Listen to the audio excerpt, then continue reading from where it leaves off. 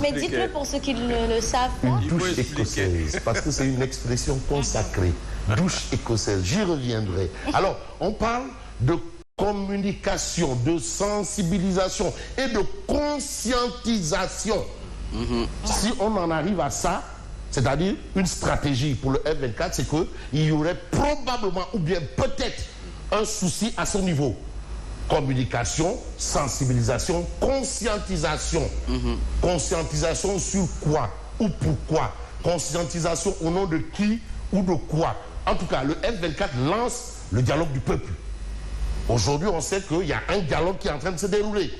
Un dialogue se déroule actuellement. Et qui doit finir dans 5 jours. Dans bientôt. 5-6 jours. Alors ce dialogue-là, c'est quoi exactement? Est-ce qu'on peut mettre ça dans le lot, le dialogue du F24? On peut mettre ça dans le lot, j'ai envie d'emprunter une expression digne de la guerre froide, l'équilibre de la terreur. Quand on était à la course à l'armement nucléaire, hein? L'équilibre de la terreur ou pas? En tout cas, je sais que l'imam Ratib Mohamed Moussava Diagne, prof d'histoire géo, hein? Lui c'est un Nitoutiès normal, Nitoutiès Boubar, probablement va comprendre un peu là où je veux en venir. En venons-en à justement ce titre de tribune. Le F24 lance le dialogue du peuple. Et aujourd'hui, vous savez, on se rappelle, c'est une histoire qui semble bégayer aussi. Les assises nationales, c'était en quelque sorte un dialogue du peuple. Du peuple, ouais. Certains ont même dit un dialogue des peuples. Alors, évitez de pipoliser la chose, on s'arrête à tribune. Bougane Gueye Dadi se prononce sur l'actualité. Le bulldozer de l'Anderno politique sénégalais. Bougane Gueye Dadi, en tout cas, qui ces temps-ci semble avoir bouffé du lion. Voilà, il a bouffé du lion. Voilà. Avec le F24, je serai à Paris le 22 pour manifester. Donc lui, il va prendre un billet dans son jet privé. Il va prendre son jet privé, aller à Paris pour manifester par rapport à ce qu'entend faire le F24. Donc Bougane met ses moyens, il va prendre son jet privé, un Falcon 900. Il a manifesté récemment avec des Sénégalais. Oui, non, il avait manifesté vendredi et samedi, on l'a retrouvé là-bas, dit, mais Loukaou, là il y a 2 Bougane. On lui a dit non, il y a un seul, mais ils avaient oublié que l'homme dispose d'un Falcon 900, un jet privé. Voilà, donc c'est ça. Et puis on va retenir ça. Bougane sera à Paris. Donc les Parisiens, les Français, les Européens, les Sénégalais de la diaspora européenne, Bougane Gueye Dani viendra là-bas pour manifester en toute démocratie. La démocratie, ce n'est pas la loi de la majorité, mais la protection de la minorité. Ça aussi, c'est une fois, parce que la minorité, il faut la protéger. Attention.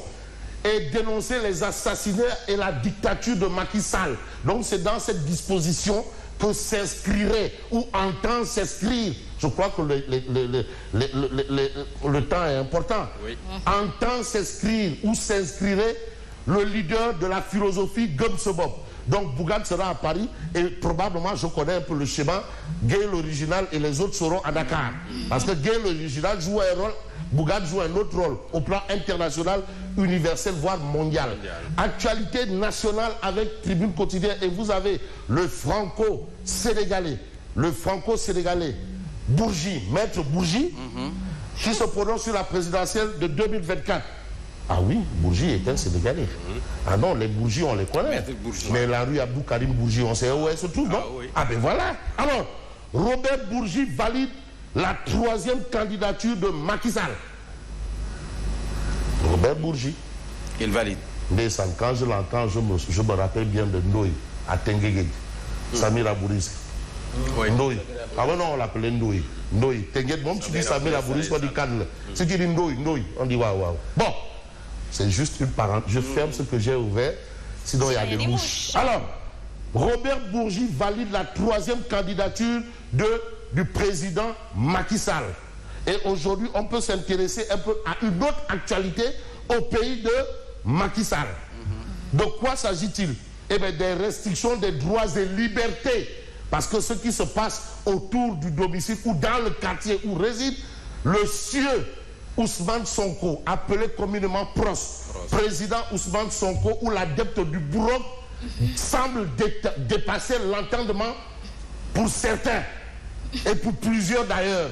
parce que hier vous avez suivi un peu Moustapha Mamba Guirassy, oui. Digne fils et digne héritier de son père, qui a fait les beaux jours de la politique au Sénégal. Oui. Attention, qui a été maire de Kédougou. Oui. Donc lui aussi, il est sur les traces de son beau papa.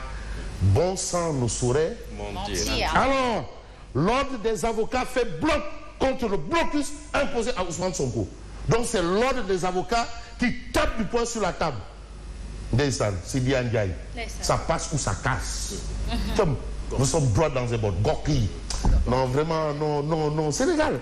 Non, il y a des gains de Ndiaye. Vrais gains de. Ça passe ou ça casse. Aïe. Alors, mais l'actualité qui va probablement intéresser Asma, Simon, Mambaye, Chimère Diop qui nous fait un excellent travail avec ses balayages et ses effets spéciaux, Naïm Diop et autres, c'est ce que révèle également Tribune en appel à la une des Keteyo. Plus d'1 million de Sénégalais ont faim.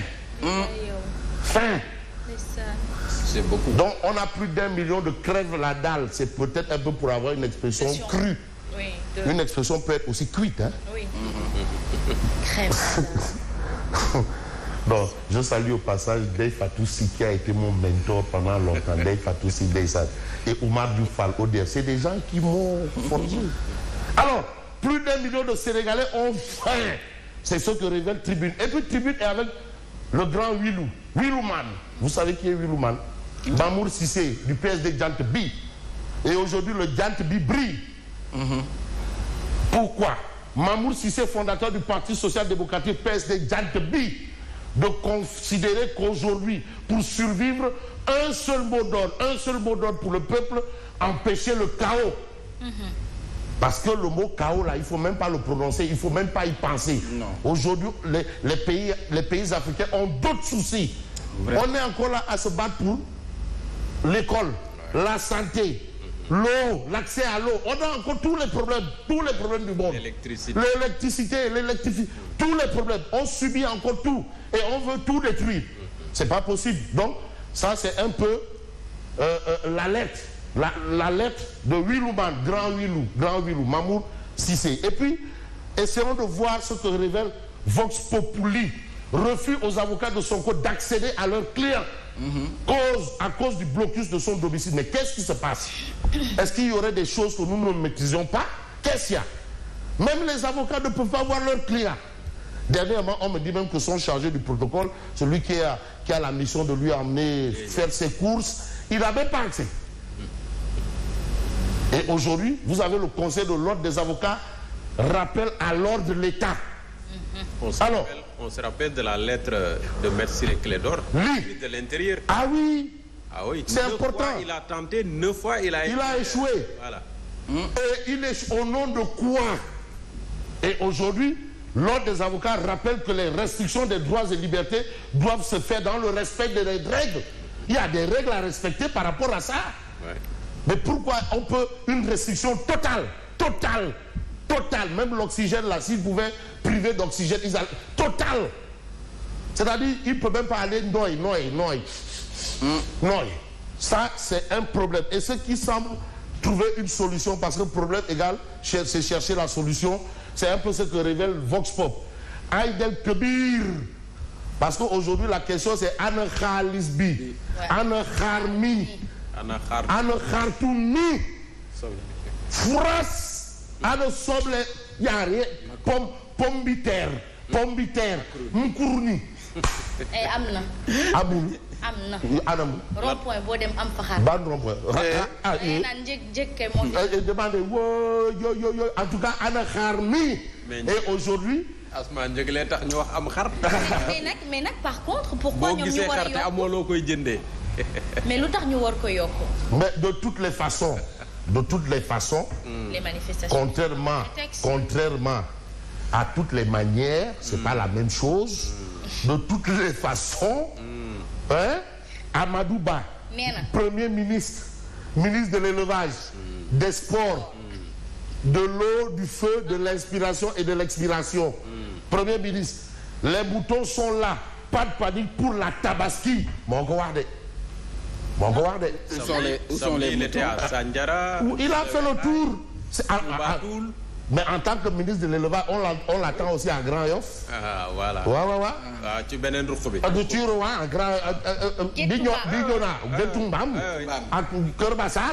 Il doit vérifier si. Il faut de l'équité religieuse. À l'équité religieuse, Amadouba, monsieur le président, il faut aller dans le Daral Mbam. Daral Mbam. Bon, d'accord, on parle de la Tabaski. Voilà, il va faire un tour au Daral Mbam parce qu'on va aller vers l'ascension, vers le 15 août. Il faut qu'il aille dans le Daral Mbam. Daral Mbam, bon, ah oui, en tournée des forêts, le PM et ministre de l'élevage constate un excédent pour lui de 20 000 moutons. Donc, les moutons ne sont pas à Dakar. C'est ça. Parce que c'est Dakar qui est le gros de la consommation. Les moutons ne sont pas à Dakar. C'est Dakar le marché final. Le final. Mais et pourtant, il y a un excédent à l'intérieur. Qu'est-ce qui se passe? Selon le ministre. Bon, vous avez cet édito commun. Vous l'avez évoqué, face aux monstres, vivre ou périr. En tout cas, c'est à vous de choisir. Choisir et ne pas choisir, c'est choisir. Mais là, il faut faire un choix cartésien. Il faut être... Thomas Sankara dit il préfère vivre 1 an lion que 100 ans mouton. C'est vrai. Thomas Sankara. Il préfère vivre 1 an lion que 100 ans mouton. Chimère fait un excellent travail. Non, mais Chimère Diop. Il est excellent. Non. Chimère, il est fort. Non, Chimère. Non, en tout cas, vous avez cette actualité, mais vous avez l'UNIS qui dénonce les explications contorsionnées du gouvernement par rapport à l'affaire Sonko-Adji Sarr. Mais on va peut-être nous intéresser à une actualité avec l'Observateur, le parti politique, les hors-la-loi. Ils sont tous hors-la-loi. Tous les partis politiques du Sénégal. Tous. Quoi? Même l'APR Pastef. Les voies de la dissolution. En temps normal, ils doivent disparaître. Tous les partis, tous, sauf Gumsebop. Tous les autres partis doivent disparaître. Tous les partis, tout, sauf Gumsebop. Gumsebop n'est pas parti. C'est une association, c'est un mouvement. Non, on parle de parti et mouvement. C'est plus une philosophie. Non, Gumsebop, non, Gumsebop, on a toujours entendu. Gumsebop, c'est quoi? C'est une philosophie. Une philosophie. Ouais, c'est une philosophie. À rendre. Voilà. Bon, Odia, toutes et moi pensions faire une médiation entre lui et son plus farouche opposant. Mais il nous parle une langue pas vraiment compréhensible. Voilà Poutine, voilà l'autre. Sinjek. Et vous avez là-bas quelqu'un qui est en train de jongler au football. Ousmane Sonko. Avec Ismaïla Madior Fall. Qui là? Antoine Diop. Avec ça, Kalachnikov. Et il y a quelqu'un d'autre qui veille au grain. Très bien. Voilà la situation qu'on peut noter ce matin dans les parutions. À bon entendeur, merci beaucoup à vous, Fabrice Nguema. Et à 7h passé de 1 minute, nous déroulons le journal.